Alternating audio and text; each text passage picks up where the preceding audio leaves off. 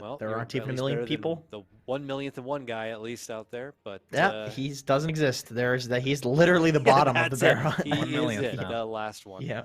Yeah. All right, Viper comes out, another nasty green type hero to join the Quincy Croon lineup in what looks like at a wager an off lane kind of pickup. It's not really Quinn style, the Viper.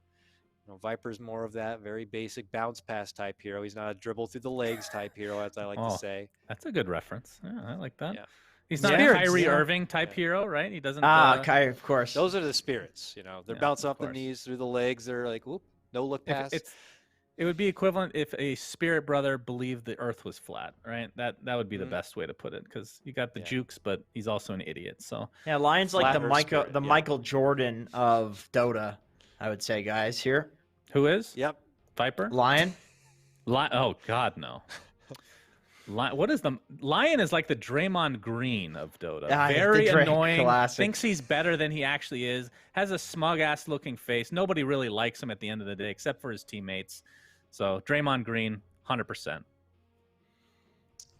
All right. Well, let's keep this going. What's Centaur? Who's Centaur then? Who's our Centaur? Centaur right now? is probably Shaquille O'Neal in his prime. Nice and beefy, can overrun people. Okay. I wasn't sure if we were going to talk all time or just current season. If current, then it's probably Joel Embiid. Like, he's a big boy in the paint. He's good stuff. So the thing I do like about this Viper pick that we don't really talk about enough is it actually dissuades TOOBASED from picking anything that will be broken, right? So a hero that cannot deal with a break, like a PA, for example, or whoever. They've already banned Timbersaw. Not that that one matters, but Spectre especially being one of those. So a lot of times you see heroes that counter the other team that you actually pick for yourselves now as a result of the Viper pick. But we'll see.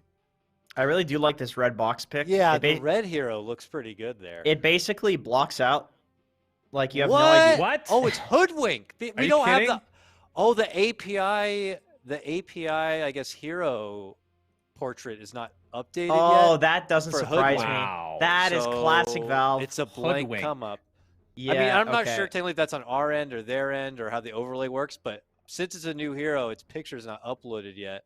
And that's a Hoodwink. That is the first Hoodwink. And that was mentioned by Monkeys on the Hoodwink video. He said, right. And I meant to bring it up, and it totally got lost because we were probably talking about some random ass crap. But they have a Hoodwink player. He didn't mention what position, but he said they have one. He said it wasn't him. I mean, obviously with the Centaur, gentlemen, is it a 4 position? Is it a 3 position? Is it a 2? Is it a 1? God, what are we who looking knows? The thing, so we talked about this last DPC where teams that are at the disadvantage, they have two choices: play the game straight up and learn, or try to cheese and win, right? If you think you have a chance to actually get in the best of 3. There's no way to analyze this. This is a cheese pick. Nobody knows what to expect from a Hoodwink, including Quincy Crew. So it's not a 3. Centaur's the 3, right? That's the only position that You know what, for sure. though? The thing is, shout outs to Lukey, because I believe that NA players actually have a lot of practice against this Hoodwink. Because if you play pubs, he's in every single game, and if Pango's banned, which it always is, he's just on Hoodwink. And so I feel like Quincy Crew probably has an idea of how to play against this, actually, just because of NA pubs. So TOOBASED would be fine if this was somehow like a wild card international matchup. And they would, because of Lukey. This is the one place where, as we know, a lot of Quincy Crew players, they are in those pubs every night, and Lukey's making the rounds in there as well. And if he's playing a lot of Hoodwink, then they probably know what's going on. But are they playing the same position? It's looking like it's a flea thing here, like a 4 position. It possibly. seems like a flea hero, doesn't it? I mean, yeah.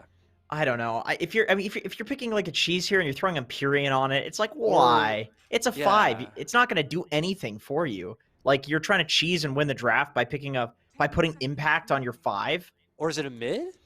Does I Annihilate play it could be mid. I know I Annihilate. He's got his little Smurfs that he tests things on. He's got his little testing grounds, and I can see him spamming this. Monkeys also said they have not scrimmed against Quincy Crew, so I think Quincy Crew is a bit in the dark here as well. I'll say one thing for Quincy Crew's lineup: they're lacking stun right now. Not that Hoodwink matters necessarily, based on all the nerfs, but they have very little in the way of stun. They have a very long cooldown one with Warlock, and then just Earth Spear. That's it. Yeah, it's not guaranteed. None of those are like a guarantee. It's kind of like you better be at the right place, right time, good setup to make it all work. Ursa doesn't want to build Abyssal, probably, because it's a shit item now for all intents and purposes for melee carries. Okay, there Even it is. more mobility. It's a 4-position flea Hoodwink. Probably, yeah. The flea is the new X factor on the team, bringing in this Hoodwink flavor that Monkeys was excited about in that interview. I'm curious to see if it's gonna somehow score them a win here, and if Quincy, like, there's a good point, Suns fan. He mentioned they don't scrim, so if they're not seeing this in pubs and how he plays it, this is going to be very new for Quincy. Or we're going to see the hero be absolute dog trash, and everyone's going to laugh That's the at thing. it. Like, my brain is saying, like, the patch notes were very clear. They made a meh hero worse. Unless the Ags or the Shard are actually just way better than I think. They're terrible. They're terrible. She did get buffed in the B patch, though. She got actually pretty nice buffs. So she's probably okay now. She's probably it doesn't reasonable. counteract. Okay, there's your stun. So now you got some major lockdown. Oh, I think it's going to be a Quinn mid Legion. Oh, no, never mind, JK. Oh, no, Quinn mid Viper. Viper, wow. Really? I mean, one of the greatest mid laners on a Viper? Okay, well, what do we got, gentlemen? One draft, pretty fun, obviously, with the Hoodwink. Quincy crew, it's a bit of a mixed bag, but we know how talented they are. Who are you going to back up on this one? Let's make it fast. Sunsan, you first. I'm going to go with Quincy crew, but I have to say, simply TOOBASED, I appreciate the testicles today. Bringing the testicles, picking the new hero. That sounds awful, but maybe they have something up their sleeve, gentlemen. Appreciate the acorns you're bringing, if you will. All right, come on. Yeah, they got nuts, that's for sure. I'll go with Quincy crew. Just I feel like this is a really good Legion game. I hate seeing Quinn on Viper, but it's a great Legion game. Kills all the cores of simply TOOBASED. All right, fantastic. Let's get into a break. When we come back, we got Trent and PPD bringing you the broadcast. Hey, hello everybody, and welcome back to Quincy Crew versus TOOBASED. Game number 2. Quincy Crew taking game number 1, but they didn't just roll over on TOOBASED. They put up a fight that slowly got forced into their own base and the destruction of their ancient. PPD is joining me. What do you think about game number 2 set up here? Well, I love seeing the Hoodwink. New hero. Everybody loves that. And I actually don't really like last pick Legion Commander. I feel like the hero's a bit underwhelming for a last pick. So maybe Dire has a chance. That being said, Queen of Pain mid versus Viper. This could get ugly. Yeah, that's not a fun match. I mean, it used to be back in the day that you couldn't even dagger because I'm sure it probably is that the corrosive skin just did more damage to you than to the Vipers. So sad times. We got a lot all chat happening here. Yeah, You should be thanking the Dota gods. I'm not on Brood.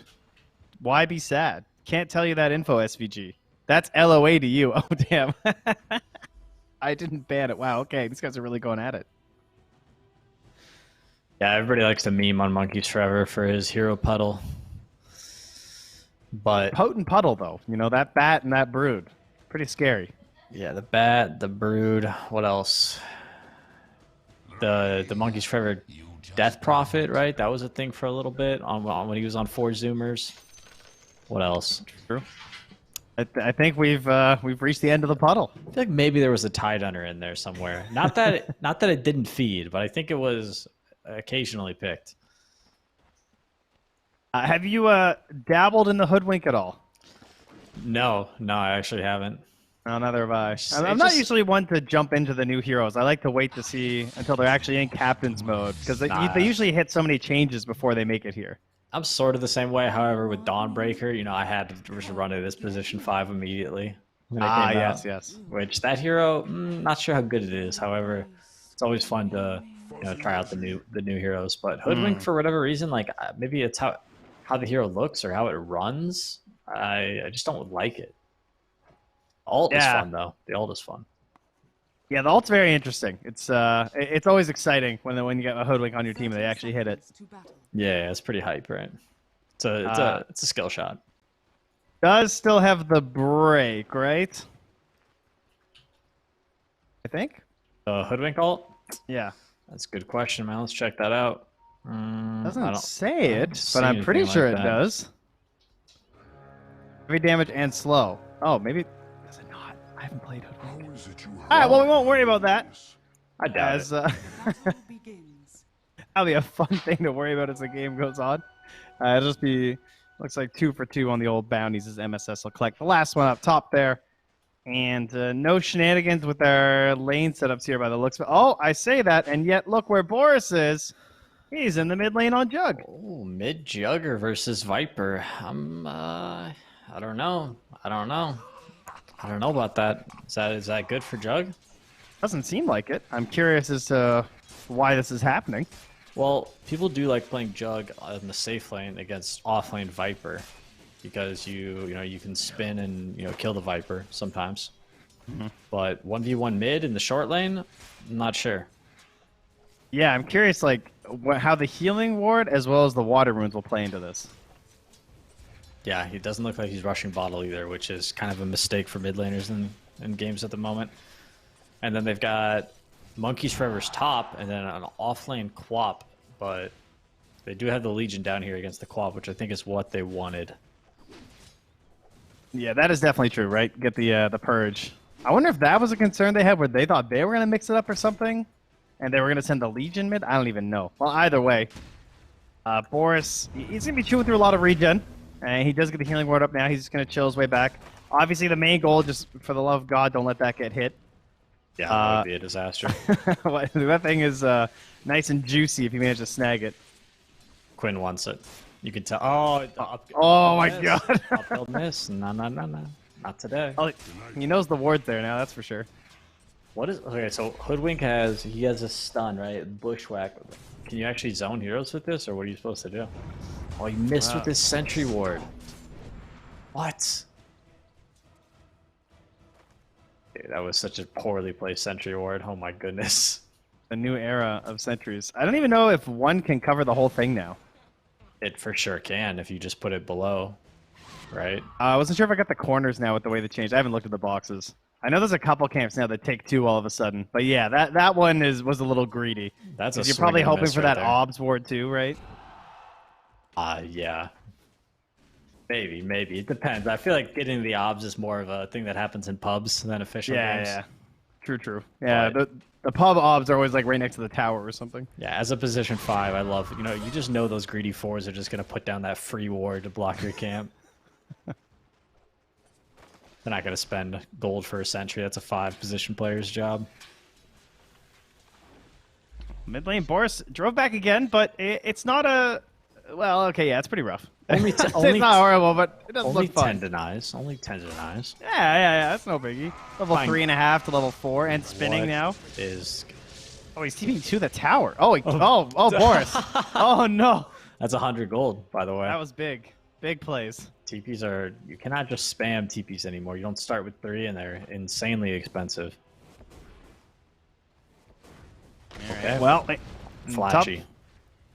A little stun there from Empyrean as the aggro Warlock as he's set up here with your wire playing the carry into the Radiant offlane. Pretty common North American strat. And so far, a nice matchup for Uwire. He's feeling pretty happy. But Monkeys is on the big offlaner of the patch. This has been one of the most popular ones across the entire DPC with the ability to use Stampede to pretty much get out of any bad situation. Why do you call it the North American strat? The aggressive tri-lane? Oh, no, just like the Radiant offlane. I feel like it's like the big EG thing. They always just put the carry in the Radiant offlane all the I time. thought EG was like a SCA team or something. Fair point. Sorry, my bad. They know we were bringing them into NA notes. Well, they started winning, so I see. yeah, that's how we like to do it around here, you know. Fair enough. All right. Boris is back to his natural habitat, the well. And really getting some speed on this regen here. You know your game's going poorly when you're putting your Wraith Bands in your backpack to speed up your fountain regen at 4 minutes. Yeah, I feel like sometimes, the lesser team will try and do something really funky, right? To throw off their opponents, and then, 20% of the time it works, 80% of the time they just kind of fall on their face. Ooh, This MSS. mid lane, looking sus. He's a very vulnerable looking lion. He did. So first blood to Viper. Oh, MSS, so nice. Oh, what a kind young support. And the ward instantly gets pinged. It'll cost them that, but well worth it. Love when I'm playing mid and a level 2 lion walks into me.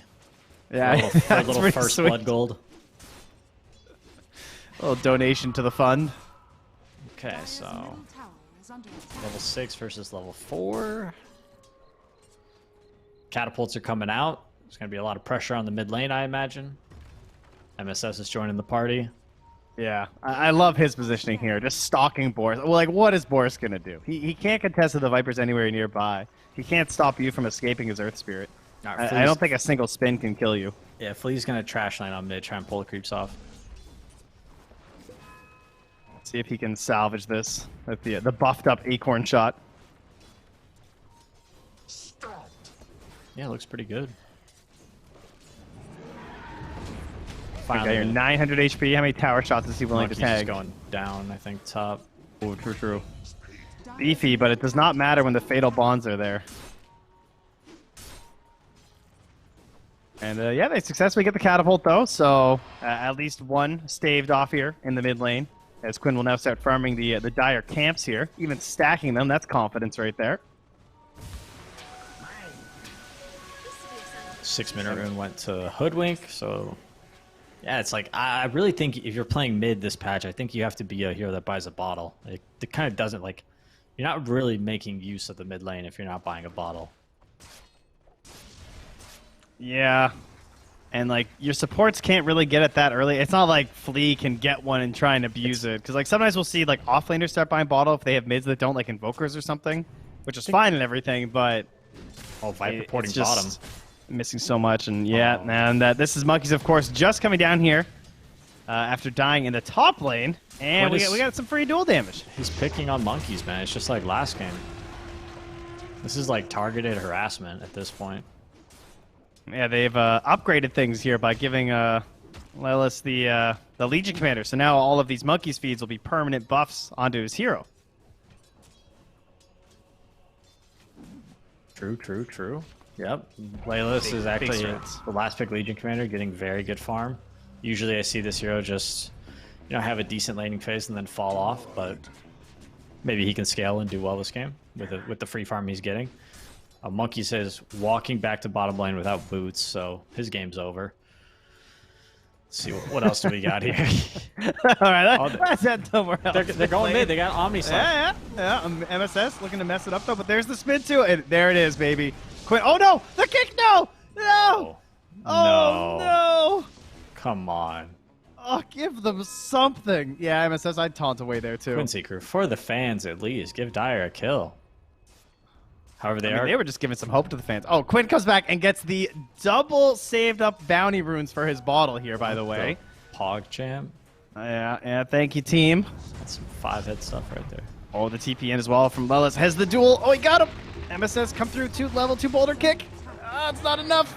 Yup, no dual damage. And Sampy, nope.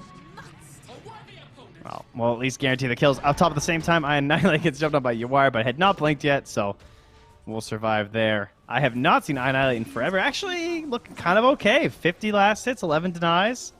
Pretty much the only hero having a good time. But imagine if he was mid, like, getting these runes and having a game. And now he's just like this guy who's farming the side lane. I don't know. We'll see. Quap with the lower levels here. Oh my god. He's not too far behind. Actually, okay, he's good. Actually higher level than the Juggernaut. That I'm not surprised by. Well, yeah, Jug is having a rough one. This is true. Well, let's just wind up staying in the mid lane there. Still has the threat of the duel. Boris has to be a bit wary here. Does have some help lurking nearby with Fleet and Imperial. Oh, they want this kill. This is it. Tree to start. Nice. Bullet shackled that tree. The Earth Spike through. There we go. Helping out Boris with a donation from Lelis. Clean. Very nice. No MSS there to ruin everybody's fun. Yeah, he's looking after Yawar. Maybe suspecting a gank down here, but it's actually aggression in the top lane towards Quinn. And they're hoping Monkeys comes through to try and mess with Yawar and then just go for an easy roll kill, I guess.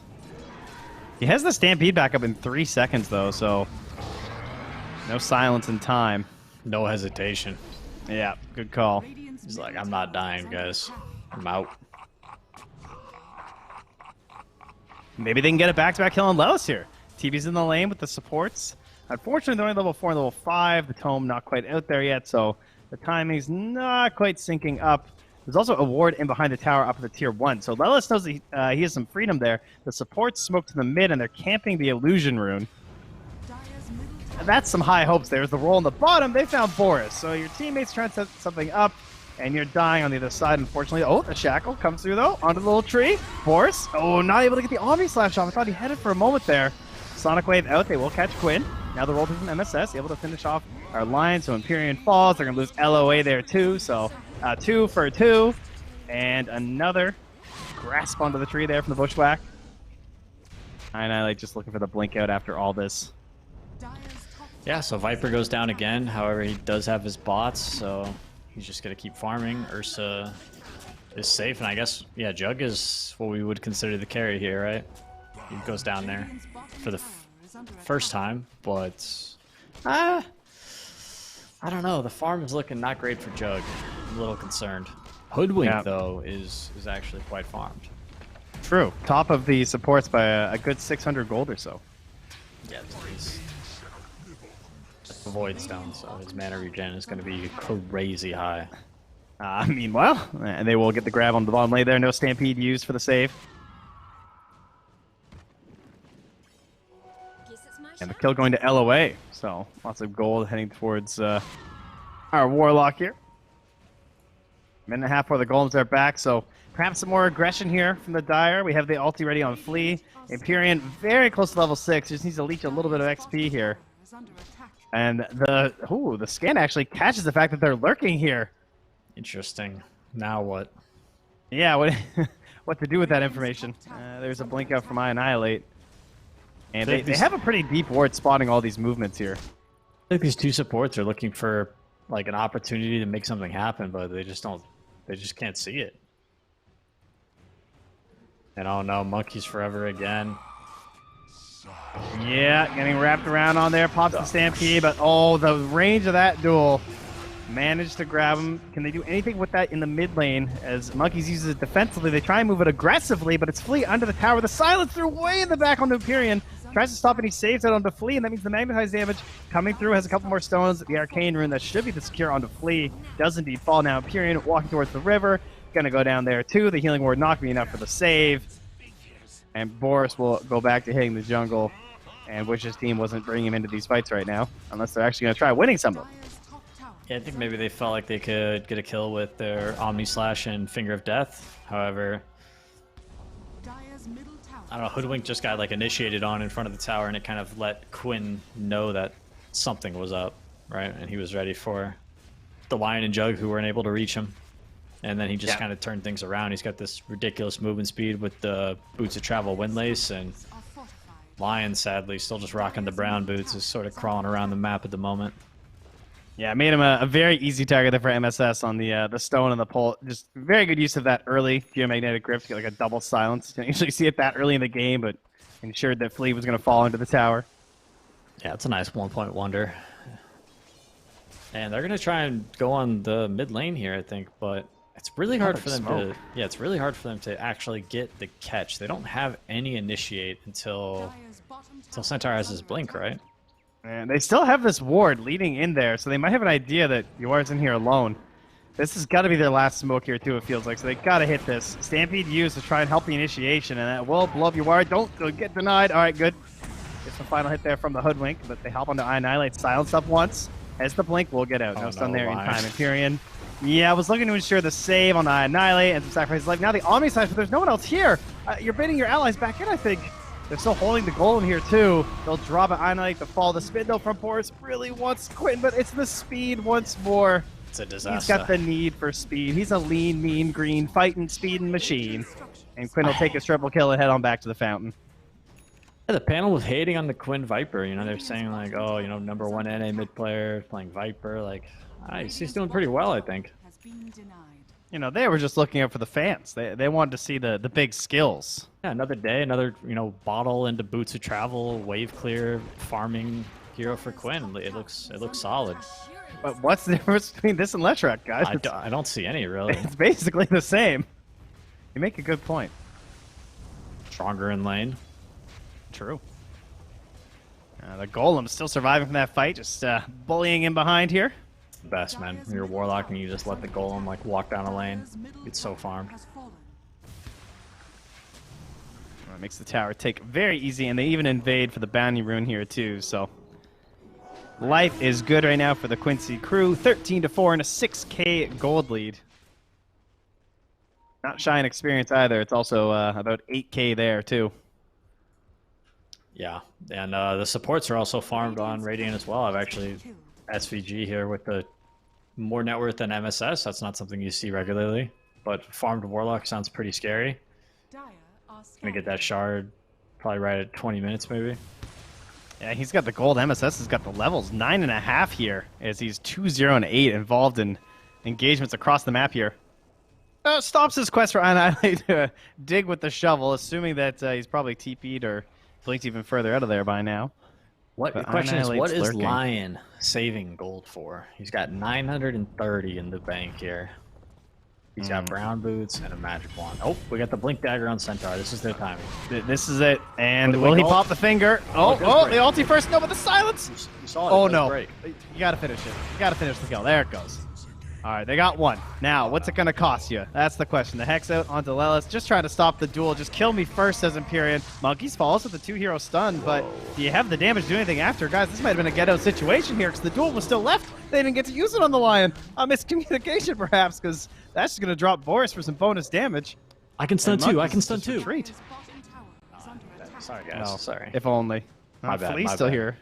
It's a great double stun by Monkeys, though. I mean, it looked nice. Yeah, I'll give him that. and then Jug did like he was like spinning towards the target and then got there and just got insta duel killed. That's like when I jump out for the 5-man Ravage without my team because it looks so tempting, you know? Like this is gonna look sick on a highlight reel. I'll just cut out the rest where no one follows up and I just die. Oh, they've got the Quap Orchid now. That's good. And Jug is actually rushing Diffusal Blade, which is not something you see every day. Usually Jugs, you know, they get a farming item. Oh, man. You can't get away from him. No Bushwhack save in time. And, oh, well, they're also losing Monkeys down bottom. And well, they will at least catch that Observer Ward as they're aggressing in towards Annihilate and Flee. This is a massacre. It really is. MSS is in here. The silence there, too. Annihilate has the blink, but can't get off. Oh, the silence ends just in time, but he's still burning down from the urn. And the final bit of the kill is actually from the heal, or the damage over time from the Shadow Word of LOA. How do you feel about Hoodwink's debut in the NA DPC? Looking really nice. Trying the best. You know, the Bushwhacks look all right. The ability seems okay, but I'm not sure if Hoodwink can save this game after the core matchups in some of these lanes. Oh, another stun from Monkeys. Yeah. Maybe a follow-up from Empyrean. No, he's salving. He's a bit busy. Here's your answer to his 900 gold. He can grow it to 1,400 gold. He's been investing. Buying a couple cryptos, maybe. Yeah, he's going for the naked blink. See what that turns into. Another duel is already prepped here, Boris. Oh, and it goes Yuar. He'll be the first to jump, forces out the spin, and there's the Hex. Instantly that allows Lelis in, but there is a Yules for the save coming out from Flea. He gets rolled on, though, kicks back towards that Quincy crew and silence, but let's say he got off the little scurry first. MSS follows in again. Still has the Magnetize, doesn't pop it there. Everyone's a little bit too far away. Damage, but pressing the attack saves him. Off the tree. Yuar hops in, Annihilate, blink into the tree line. Ulti coming out from Flea, looking for the Snipe. Can he find a whoa? It's long, and it is a break indeed still. Just checking Valve. As Monkeys hops in way in the back, they get the bigger death kill onto Quinn, but the Golem will come down in response. That's a double kill for LOA. And they're going to roll very slowly towards Monkeys forever to find one more kill here. So Quinn will fall, but 3-hero trade for Quincy crew. I got to get this Warlock Golem, I think. I mean, playing Warlock in pubs, though? I don't know. That seems like a bad idea. It's very disappointing when you don't have quite the right communication on when the golems are good. Just drop it to farm. There you go. On the ancient stack. I don't think this will quite be a kill. A couple more procs, maybe. We'll get a hit right after, though. So Lelis will have to settle for the 90 damage. Yeah, that's a lot of damage, though, for 19 minutes.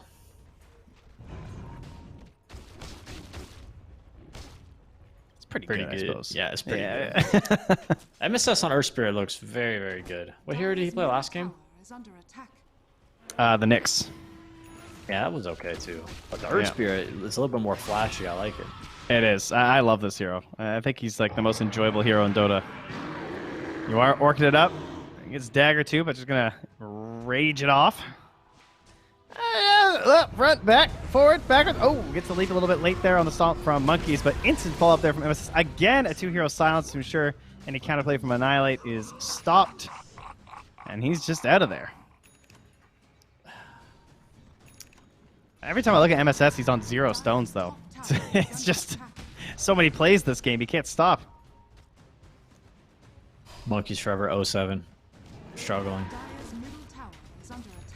Although sometimes in a losing game when you're the initiator, you know, that's just how it is, right? Like, you have to go in and start the fight, and then you start the fight, and then there's just no way out, right? Gotta hope for your team to find those magic moments or perhaps some mistakes from your enemy. Oh, Lion bought a cloak. He's going for the glimmer. He gave up on the blink. His dreams were too high, you know? The pre-fight healing word here from Boris. Right. Boris doesn't even have his defusal yet. Like, there's no timing. They're playing around. These guys are just trolling at this point. They're trying something here. What do you think about the defusal when it comes out? It feels like I'm not really sure if it's going to help. Well, I think that's pretty obvious. But Well, I mean, even in a good game. Whop is dead. Yeah, no play there. No Yules in time from Flea. In a good game, I think your Juggernaut has a farming item, and he has more than 6k net worth at 22 minutes. He's hopefully not below the Warlock, you think? Yeah, he's also probably not mid lane. Probably safe lane, like 99% of Juggernauts in Dota 2. But they tried something new. You know, you gotta respect that. Yep. However, They I went for think the we really can- big mix-up. Yeah, I'm willing to confirm it didn't work. Thank you for the update. Well, I still wasn't sure. Game's not over yet. Game's not over yet. That's true. We can't actually say whether it works or not until the Ancient falls. Run, Lion. Try and escape. Oh my god, the range on these What is attacks. this? Oh, he has a Grove Bow. Wow. And That's he's got the unsettling. talent. He's got the Yeah, 15 talent, Dragonlance, Grove Bow. Okay. Sniper. This is just flashier, less rack.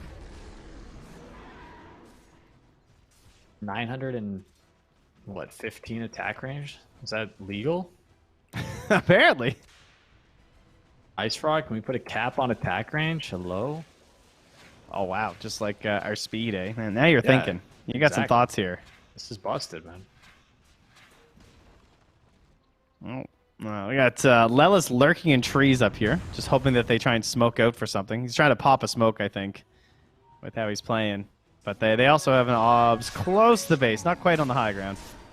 They won't know for sure when it happens. Boris baiting, but is it really a bait if you still just die and the counter initiates to do anything? That's a big question. Kick comes through. They're on to Boris, and they do have the damage. The Golem falls as well. So they have baited one team into a fight, that's for sure. Do you think there's any combination of two heroes on Radiant that could 2v5 Dire at this point? I mean, probably Fatal Bonds plus one of them, I would guess. If you hit a perfect Fatal Bonds, I think almost anyone could do it at this point. Yeah, but they would obviously Orchid the Warlock, so that wouldn't work. Ah, true.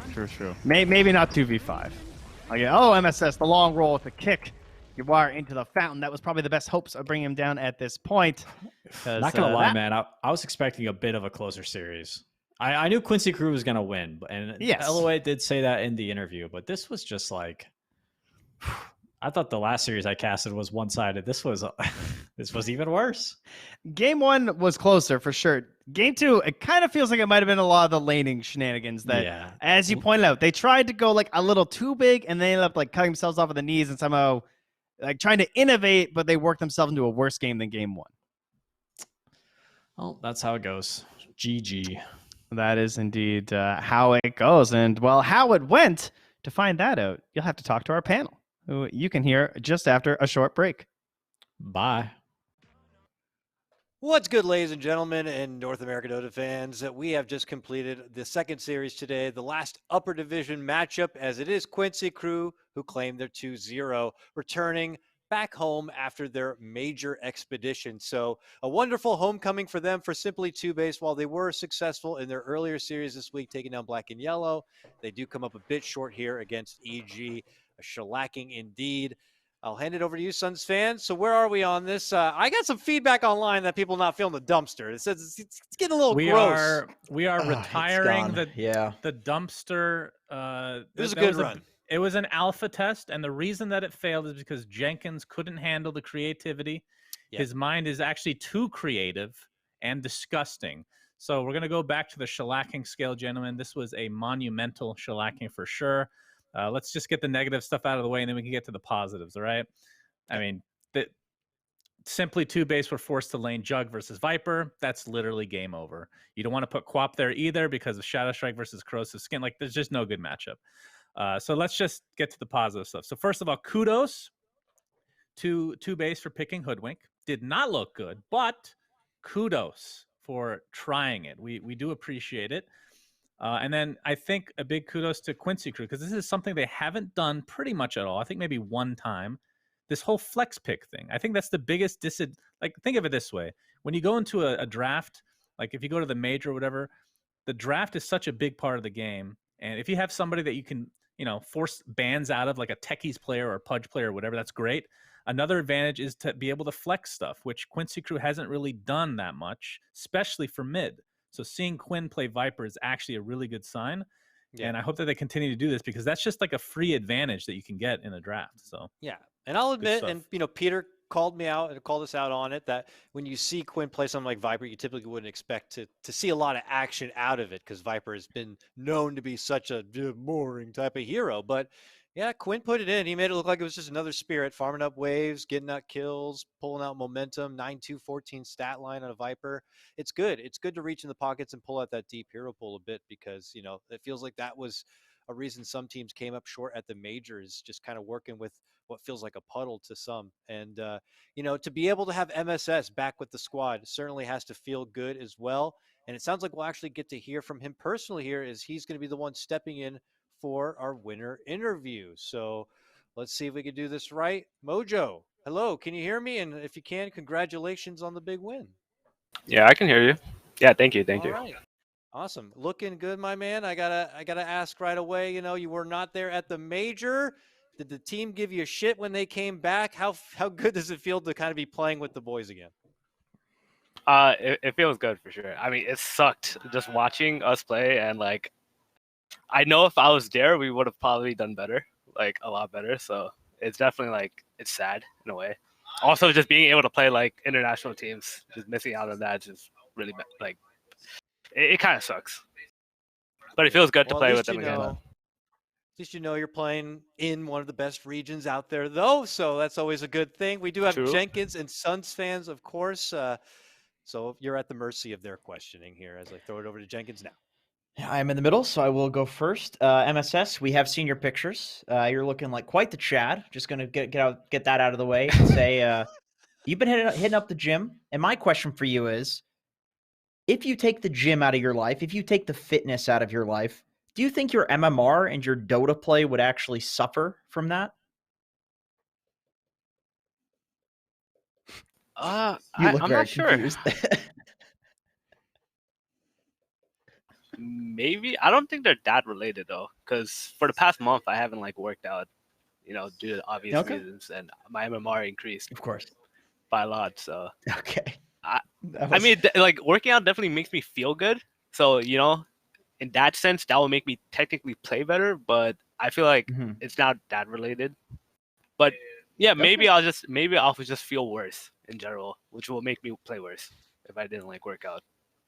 Or like, but not this month. Be healthy. I'd like to apologize for that vicious attack from Jenkins. Actually, it was towards me, being the one fat, disgusting mess on the panel. He's trying to just rub it in deep. MSS, I have a couple questions for you. The first one is the most serious of all. You wear glasses. Your entire team, based on the pictures, wears glasses except for Yawar. So my question to you is, first, does he wear contacts? Is he trying to trick everybody?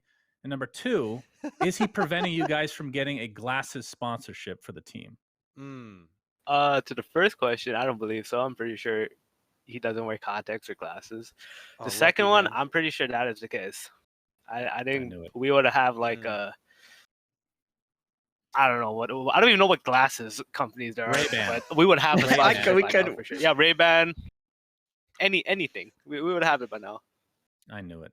I'll have to talk to Yawar and Jack to see if we can figure something. I mean, he could just wear like clear lenses. It doesn't have to have any prescription. Anyway, what are your thoughts on Hoodwink? Were you surprised to see it picked, and do you think it has a place currently? Because we were talking about the patch notes and how the hero just like based on the perspective of some of the pros that I've talked to, at least before this big patch, they thought that Hoodwink was like slightly underwhelming, and then she basically got mega nerfed in addition to like getting an Ags and a shard. So what are your thoughts on the hero?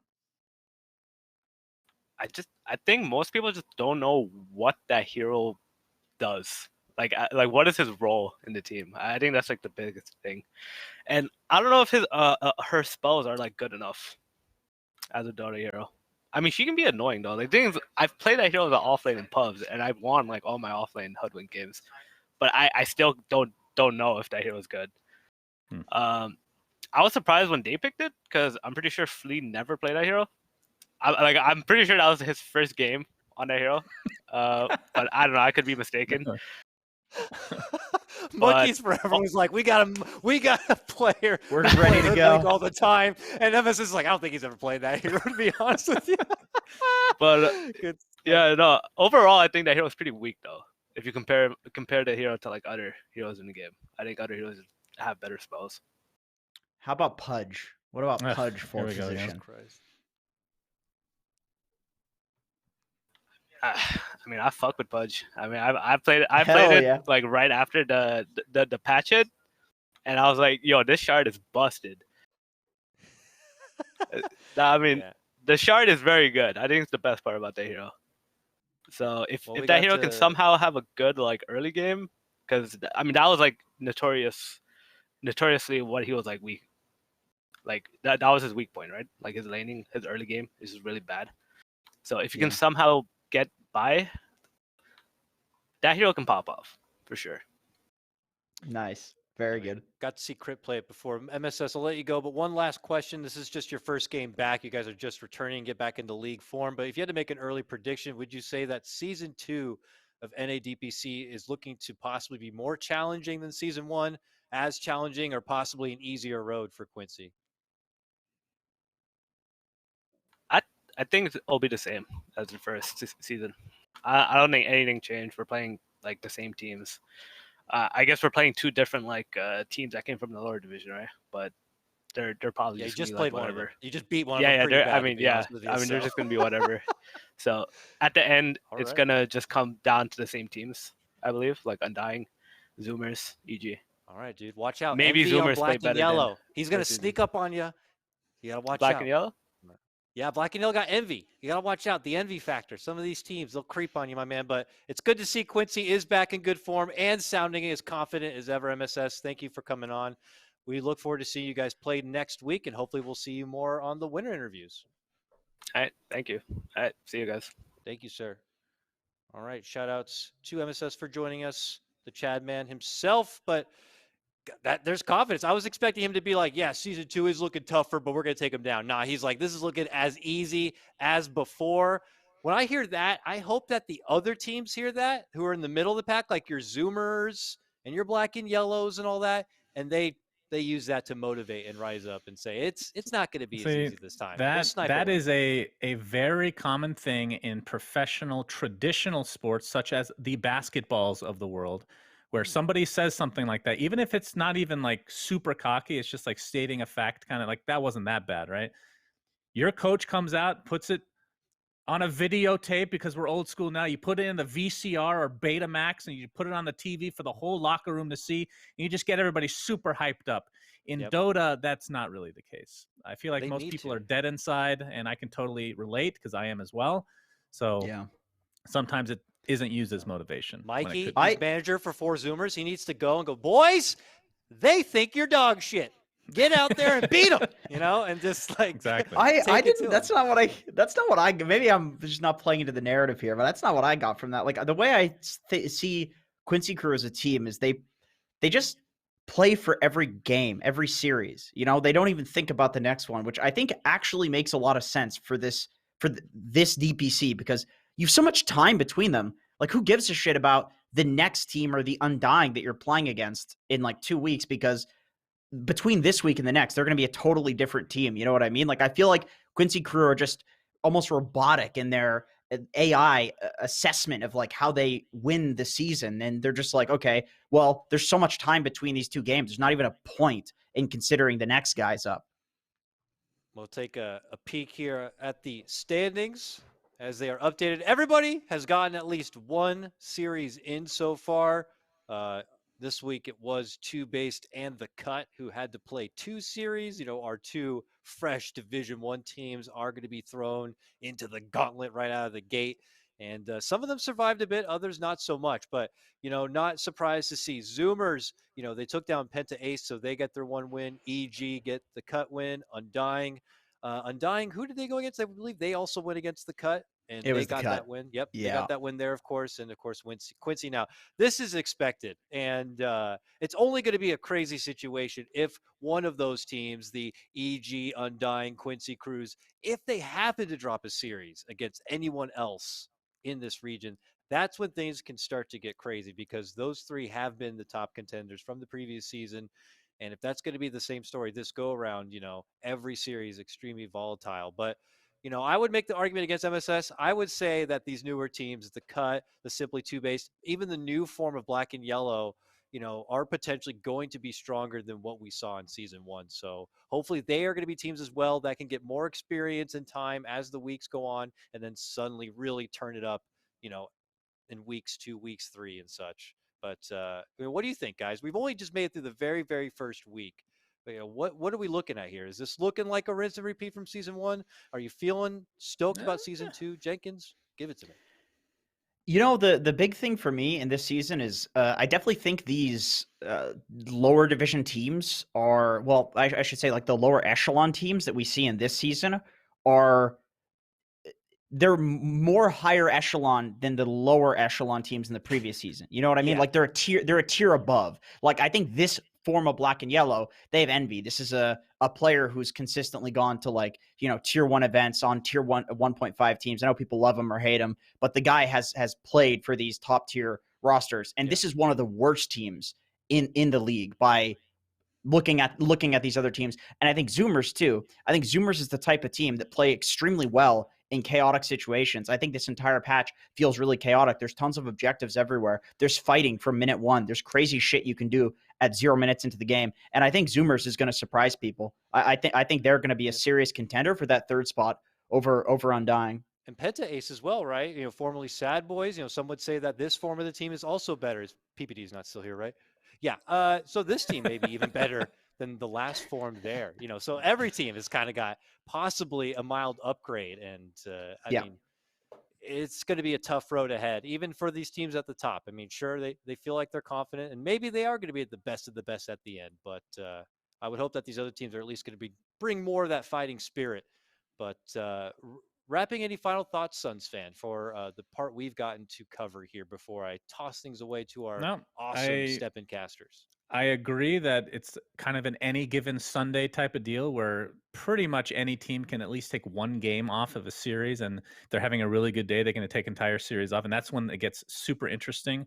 But yeah, I agree with Jenkins' take, although I hate to agree with Jenkins, obviously, since we really despise each other. But the floor of this DPC has been it's been higher. Wait, what? God, my English. The floor is lifted. The floor is lifted significantly, and the ceiling is still about where it was, right? So EG, I think so far, they even though we didn't really get to see Quincy Crew at its full strength at the major, EG did look until the last 3 games on a different level than everybody else. So there might be a little bit of separation between 1 and 2 that we originally thought, but past that, I think it's very, very competitive. So it's about the same. Yeah, should see some great games coming forward. Floor is lifted.